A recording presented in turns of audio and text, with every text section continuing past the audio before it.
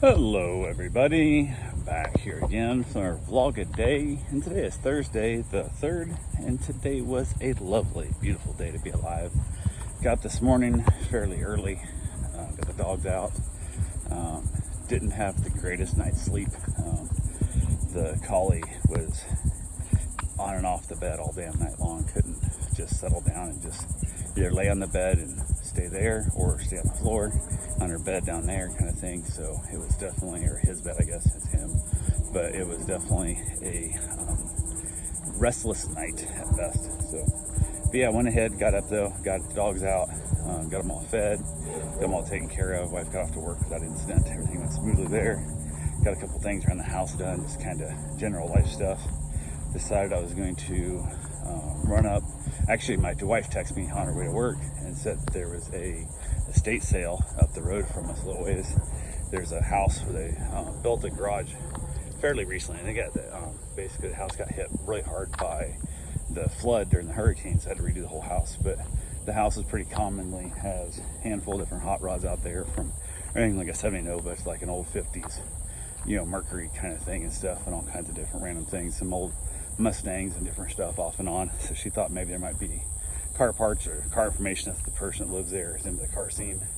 I might be able to pick his brain for a little bit of information. So jumped in the Suburban, ran up there real quick. On the way up, stopped and talked to my neighbor for a couple moments as I was heading out.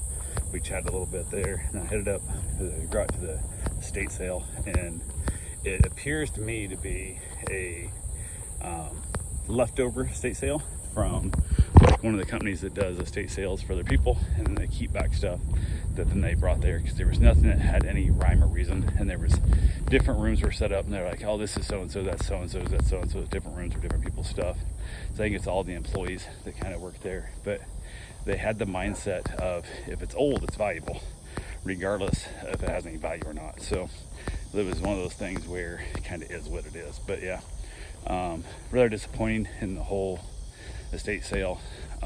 Whoever owns the cars, if they were there, they didn't seem to have any interest in knowing that it was going on. So there was nothing worth tools, nothing like that going on in there. But they had an entire table full of Playboy magazines stacked probably 25, 30 high, and they wanted $15 a piece for these things, and they weren't like from the 50s, and they weren't in the 60s, they weren't the valuable ones. They're like just modern day Playboys. It's like, wow, you got to be at mine, because you can look online, people are giving those things away by the truckload because nobody threw them out. Everybody held on to them, and now the old people who had them are dying, and they're trying to give them away, and they can't get them rid of them, and nobody wants those things. So they're like $10 a piece, like old Mountain Dew and Mellow Yellow bottles that were in horrible shape. They went $10 each for them, like just some old crappy lamps like you see at most every yard sale, 50 cents or $1, and they had $25 a piece on them because they thought they were old, and it was just a lot of artwork that didn't recognize the name.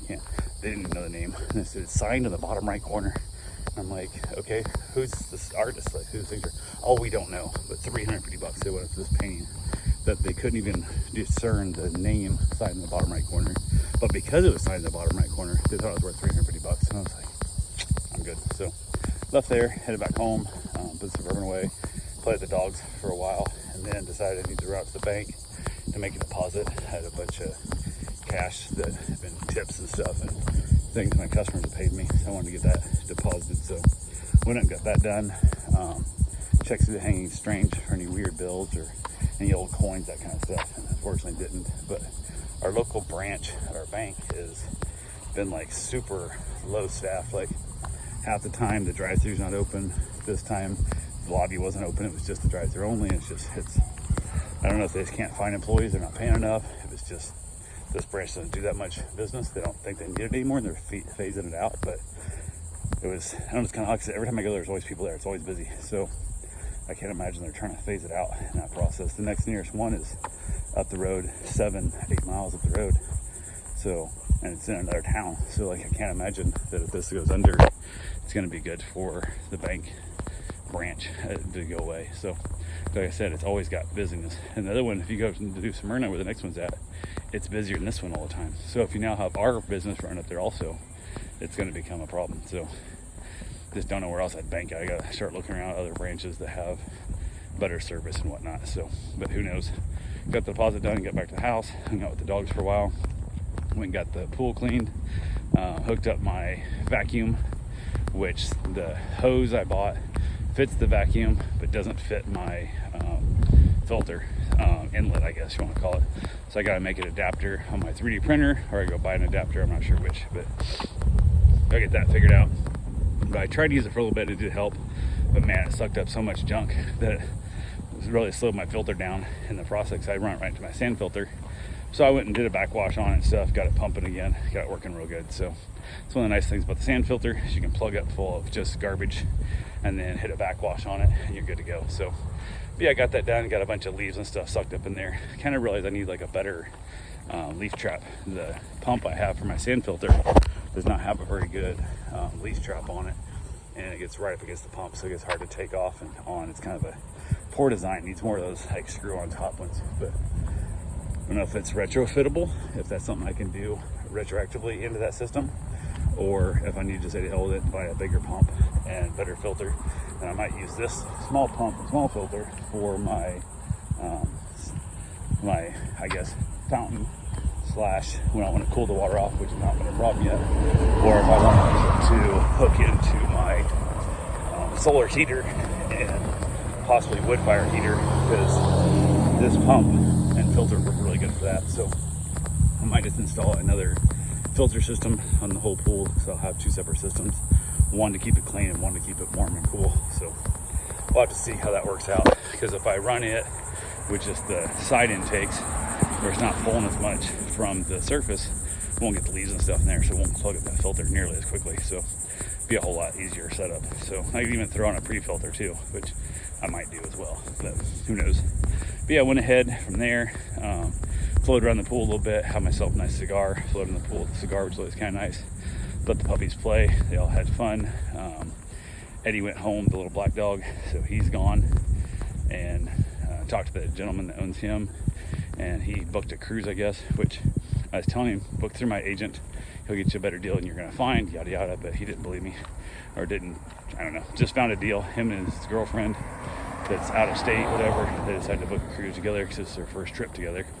They went up to New York, I think it was, they went to, and they booked a cruise going out into this month, I think. So he's got to get back to me the dates, see if I can watch the dog again or not. So we'll go from there and see how it goes for him. It's only like a little 4-day cruise on Royal, but he's concerned about the whole drink package, because the drink package is like $150 a day for the drink package, and the whole cruise didn't cost that much. So I'm like, yeah, it's kind of what happens. And the sad part is the drink package counts like port day too. So when you're off the boat all day, you still paid that full fee, and if you want to have a drink while you're on the island or whatever, you're still stuck buying drinks over there that are off the boat. So it is what it is. So, and he doesn't want that package, she does, and it's one of those things where, because the way the package is set up, 2 in the room, you both have to have it. So yeah, I was like, yeah, it's just a chance you gotta take. So I'll have to go and see how that works out for him, but who knows. So after that, end up grabbing ourselves dinner. Wife got home from work while he was still here. Actually, he left. Wish she parked across the street. There was room to park next to him, but she didn't. So she parked across the street instead. After he left, she went ahead and pulled over into our driveway, which worked out fine. But went ahead, had dinner, leftover goulash, headed back out, play with the dogs, and basically had myself a nice little cigar in the evening. And finally heard from my wife's son, because he's wanting me to help bring his stuff down to her work so we can palletize it and then ship it to South Dakota, I think is where he's moving to, which he was supposed to reach out to me, according to his stepmom and his mom. He's supposed to reach out to me to see if I'd want to drive this stuff up there for him, and it would have worked out actually really, really well right now, because I'm super low on dogs at the moment. I haven't had any dogs here. It's a really low number of dogs that I could have easily let Mom and Karen watch while I drove out South Dakota and back. And if he'd gotten his damn license before now, it would have been easier for him to help me with driving, but didn't. And I even thought, well, I'll just take the stuff out, just drop it off to him, drive back home, and he can fly out whenever he wants to, but never asked, never reached out. So finally he's supposed to send me the stuff. He wants me to help him like this weekend. And I'm like, you need to ask your son why he hasn't texted me. Like, if he wants me to help with him, he's got to, you know, grow up and actually ask me for help, and not just expect his mommy to ask me, kind of thing. And then he claimed he was sending it to the wrong phone number. And I'm like, well, I didn't respond. I've never not responded to you ever in the past. So why would you think I'm not responding to you now? Kind of thing. So who the hell knows? But he finally texted me some pictures of some stuff. We got palletized up. I don't know how it's gonna go. I think it's gonna be on 2 pallets because just the breakability of stuff. Like, he's taking a bunch of like canvas pictures and stuff like that. I'm like, I just don't see how it's a TV and a desk and a computer chair, like a shitty office chair, which is $25, you know, at home at Walmart, whatever. To buy one $5 in a yard sale, you can buy one, but you're gonna put it on the pallet and it's so awkwardly shaped, it's gonna make it hard to get it out there. But, and she got a quote of like $1,000 to ship a pallet from her work to his door because they don't have a way of picking it up, like a factory or nothing out there in a business. They charge a lot more to drop off at residential, so which why we're shipping it from her work is it's cheaper to pick up at her work than it is to pick up at residential. So it is what it is. But yeah, went ahead, finished building my father-in-law's record shelf. We got it all finished, locked in, and built together the IKEA shelf and all the extra stainless steel brackets that support it, keep it from tilting on me and stuff. So now all I have to do is haul it across the street. And then I was unpacking some new blankets I bought for my dog for my trip. So my dog has some bigger blankets to cover up their couches and stuff. So in case he has an accident overnight and whatnot, it won't mess up their furniture. And the bamboo cover was like super staticky. Like as I was pulling it off to roll it back up, it shocked me through the blanket that was on our bed, through my slippers, through my sock, into my toe, like from the metal bed frame. And I was like, holy crap. So I did it again. It shocked my toe again.